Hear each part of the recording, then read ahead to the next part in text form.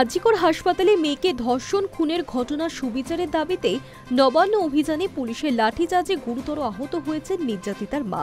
এই অভিযোগ তুলেই দুদিন পর পুলিশের বিরুদ্ধে এফআইআর দায়ের করলেন নির্যাতিতার বাবা।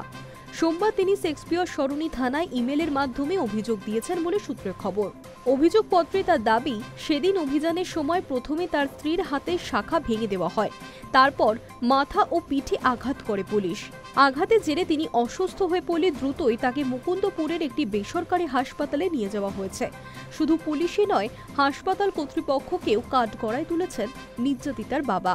তার অভিযোগ, হাসপাতালে প্রায় 24 ঘন্টা পর্যবেক্ষণে রাখার পরও কোনো ইনজুরি সার্টিফিকেট দেওয়া হয়নি। পরিবর্তে হাতে আসে একটি ডিসচার্জের রিপোর্ট, যেখানে পুলিশের হামলার প্রসঙ্গ বাদ দিয়ে কেবল হেড ইনজুরি উল্লেখ করা হয়েছে। এই অসঙ্গতি নিয়ে ক্ষোভ প্রকাশ করেছেন তিনি। শনিবার নবান্ন অভিযানে ডাক দিয়েছিলেন নির্যাতিতার মা বাবা।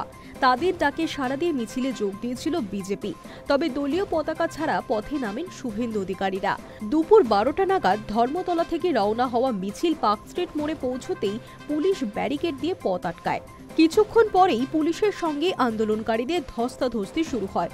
অভিযোগ, এই সময় মহিলা পুলিশ কর্মীর লাঠির আঘাতেই নির্যাতিতার মায়ের কপালে চোট লাগে, কপাল ফুলে যায়, হাতের শাখা পলা ভেঙে যায়। ধস্তাধস্তির পর নির্ধারিত পথ ধরে রওনা হন নির্যাতিতার মা বাবা।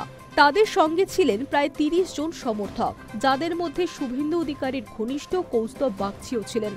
তারা রেস কোর্সের পাশ দিয়ে দ্বিতীয় হুগলি সেতুর দিকে এগোতে থাকে। তবে মূল মিছিল তখনও পার্ক স্ট্রিট মোড়েই আটকে থাকে।